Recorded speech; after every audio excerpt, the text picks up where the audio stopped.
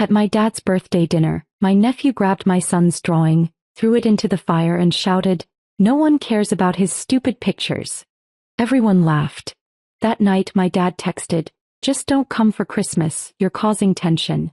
I replied, "Then so is the money." And then my phone was blowing up. 35 missed calls. Caleb's drawing burned fast. It folded in on itself as the edges curled black, swallowed by the flames before I could even move. My nephew Dylan had thrown it into the fireplace like it was garbage. Like my son's heart, drawn in crayon, meant nothing. "No one cares about his stupid pictures," he said. Then they laughed. My family, my father, my sister, her husband, the cousins, all of them. They laughed while Caleb stood frozen, staring at the fire. That was the exact second I knew I was done with all of them. We left in silence. I didn't say a word. I didn't trust myself to. Caleb didn't cry, which somehow made it worse. He just kept looking at the fire like he was still trying to understand what had happened. He was 7. Later that night my father texted me. Not to apologize. Not to ask if Caleb was okay.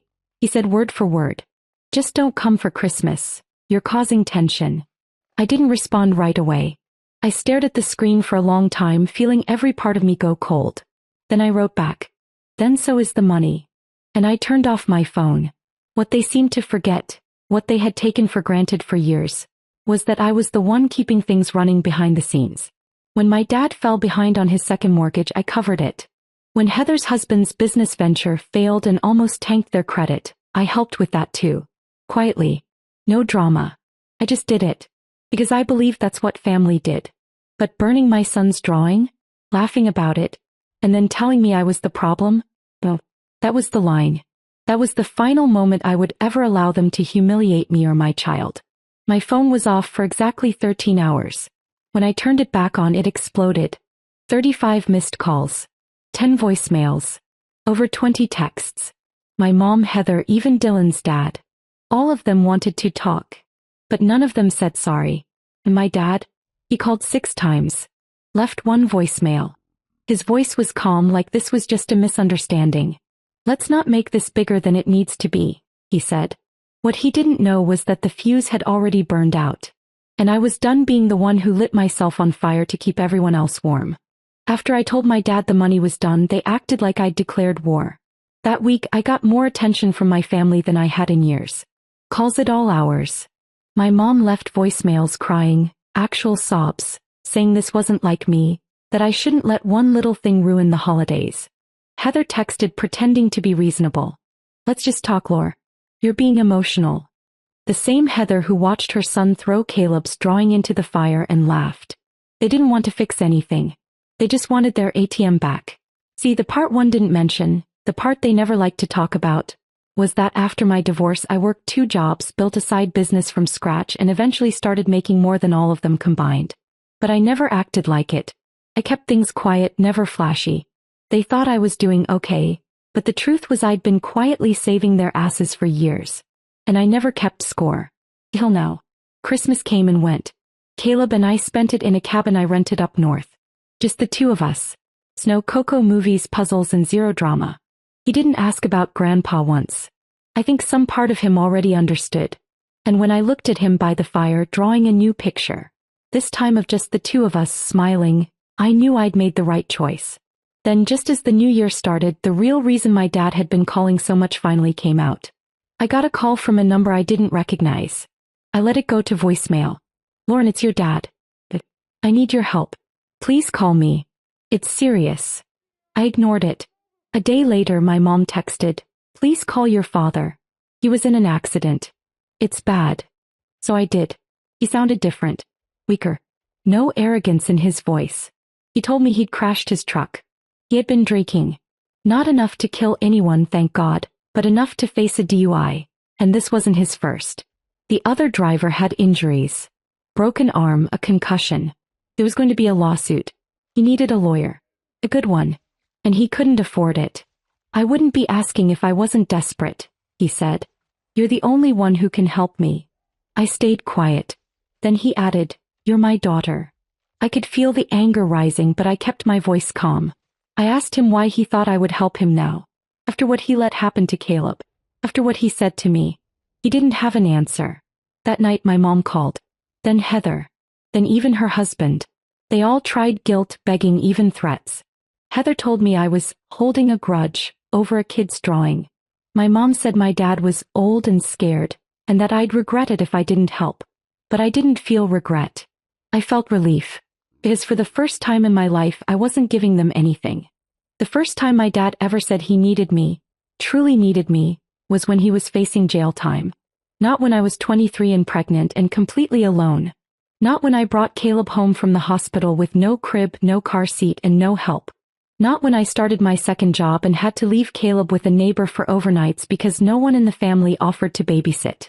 But now that he'd plowed into someone's sedan at a red light after leaving a bar 2 towns over, now he remembered he had a daughter. He didn't even start with sorry. He called me crying, saying he was scared. That the public defender was useless. That they were throwing words around like reckless endangerment, prior offense, civil liability. That if he lost this case he could lose the house. Everything. And without skipping a beat he added, "You always knew how to fix things." I almost laughed. This was the same man who told me I was causing tension for getting upset about my son being bullied in front of the entire family. The same man who watched Caleb's drawing burn and didn't even blink. Now he needed me to be the savior. I didn't yell. I didn't say what I wanted to, that he had brought this all on himself. That maybe if he'd ever treated Caleb like a grandson instead of a ghost, we wouldn't be here. That if he had shown an ounce of the desperation he now had when my son was hurting, maybe I'd still have some piece of love left for him. Instead I asked one question. "Why are you calling me?" There was silence. Then he said, "Because you're the only one who can help." Not Heather. Not her banker husband. Not the golden grandchildren. Just me. The invisible one. The one who always gave and never asked for anything in return. I told him I'd think about it. I didn't plan to. But I needed time to see how far they would go. And they went far. Heather emailed me a legal summary she'd obviously copied and pasted from some law site. Said if the case went to trial, the legal fees alone could destroy everything our parents worked for. She actually used the words, "our family legacy." I wanted to ask her what legacy she thought we had. The lake house. The boat. The ceramic roosters my mom collected. If there was any legacy, it had been funded by me the last 5 years. Quietly. Willingly. And they had spit on it like it was owed to them. Then my mom called. Left a long, slow voicemail. "Lauren, I know you're hurt. But this isn't just about your father. It's about all of us. Don't punish the whole family for one mistake. You were always the strong one. The smart one. That's why your father always believed in you, even if he didn't say it enough." That part made me pause. Because I knew what it really was. Manipulation wrapped in flattery. That voicemail wasn't for me. It was for the old version of me. The version who still wanted their approval. Who would have taken that as love and folded. But that Lauren didn't exist anymore. Something had shifted since the fire. Something deep. They had taken my son's pride and burned it in front of him. And then told me I was the problem. They watched him shrink and they laughed. You don't come back from that. So when the final call came, my father again, voice cracking, this time actually saying the word sorry. I just sat there with the phone on the counter and let it ring. I never picked up. He wanted forgiveness like it was something he could withdraw, like it was stored somewhere with the rest of the money I gave him. But forgiveness has interest. And he was bankrupt. After I stopped answering the calls, everything went quiet for a bit. It felt like the eye of a storm. The kind where you're not sure if it's past or if the worst is still coming. And I'll admit, for a few nights I wondered if I was being too harsh. Not for them, but for me. For Caleb. I didn't want to become bitter. I didn't want to let their cruelty define my life. But every time I doubted myself, I just pictured that drawing. His little stick figures. That blue crayon heart. How careful he had been not to fold it too hard. And how quickly they destroyed it. That memory snapped me back to clarity every single time. So I said nothing. Did nothing. And that silence. That hurt them more than anything I could have shouted. I didn't write back when Heather emailed again, this time with the subject line, "Let's move forward." I didn't reply to my mother's long text about how we only get one family in this life. I didn't even block their numbers. I wanted them to sit with it. All of it. Then I got a text from someone I hadn't expected. Heather's husband. It was short. "We need to talk." I know you don't owe us anything, but I think you should know something about your dad. I didn't answer. I was curious. So a day later I opened my laptop and did a little digging on my own. He was right. It wasn't just a DUI. There were charges pending that my dad hadn't mentioned. Reckless driving, resisting arrest, and falsifying information. Apparently, when the police arrived, he'd given them a fake name. Said he was someone else. There were reports from the officers. Body cam footage. Witness statements. All public record. It was worse than he let on. This wasn't just about a lawyer. This was about jail time. Real time. And now, finally, they were scared. I started getting texts from my cousin, someone I hadn't talked to in years, saying, "Your mom's not doing well." Followed by, "She's not eating. You should reach out." Suddenly my mother's health was a bargaining chip. Then came the letter. An actual handwritten letter from my dad. 2 pages. The first half was about how proud he was of me, how strong I'd always been, how he'd always known I was different than the rest of the family. The second half was begging me to help him one more time. To not let this be the end.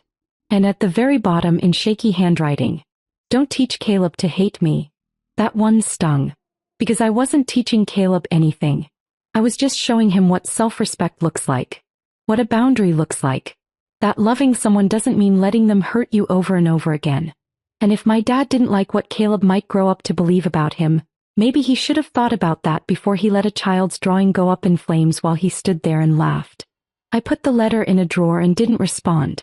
And then just a week later the messages changed tone. "Heather. Hope you're happy.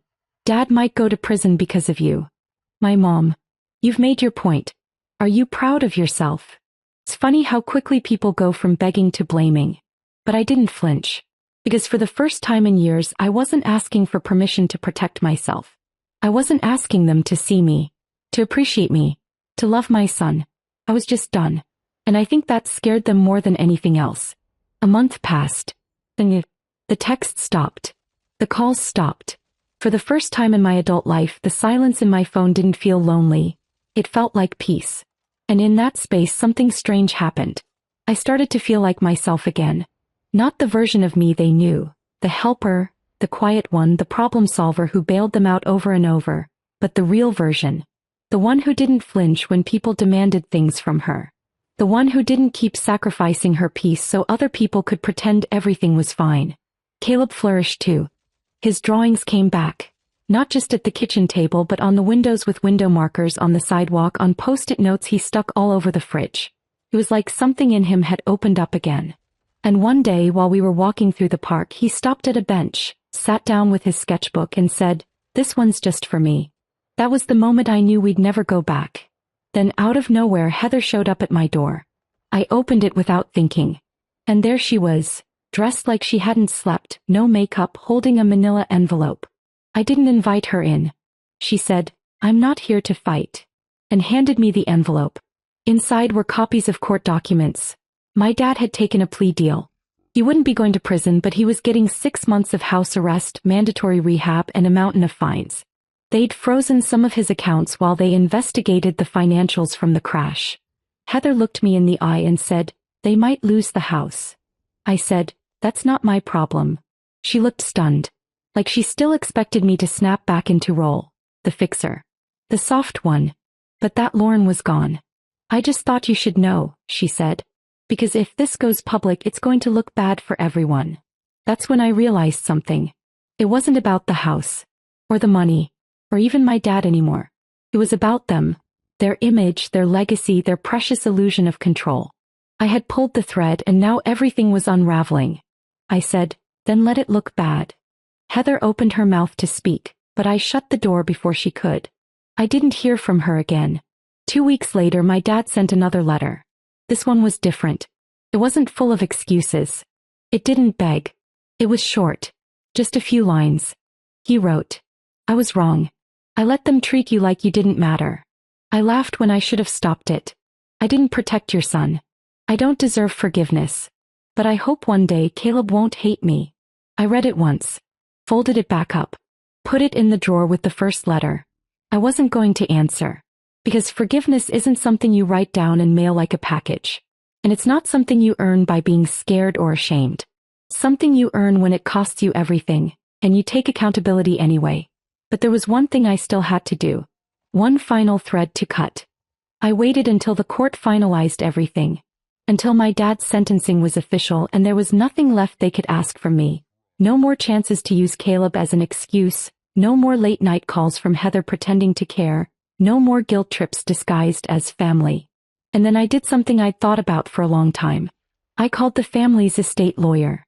The same one who handled my parents' wills, the lake house, the accounts, everything. He knew me, knew my name, probably assumed I'd be the executor someday, considering I was the only one responsible enough to hold a spreadsheet together for more than 10 minutes. When I reached him, I told him calmly and clearly that I wanted to formally withdraw myself from all responsibilities and claims regarding my family's estate. No inheritance, no executor status, no ties, nothing. I wanted it in writing. He paused and asked if I was sure. I said I was. I could practically hear the confusion through the phone. People don't do this. Not in real life. Not when there's property, money, titles, insurance. But I wasn't doing it to make a point. I wasn't trying to punish anyone. I just needed it over. I didn't want anything that had their name on it. Not their house. Not their money. Not their apologies. Because anything I took from them would always feel like another form of debt. Like I still owed them something for giving me scraps and calling it love. When the paperwork came in, I signed it without hesitation. It was the cleanest breath I'd taken in a decade. A few days later, I got one final message from my mom. No greeting. No small talk. Just this. Your father cries every night. Are you happy? I didn't answer. I didn't even think about answering. Because no, I wasn't happy. Happiness wasn't the point. I was free. And freedom in the end looked like this. My son safe. My phone quiet. My boundaries intact.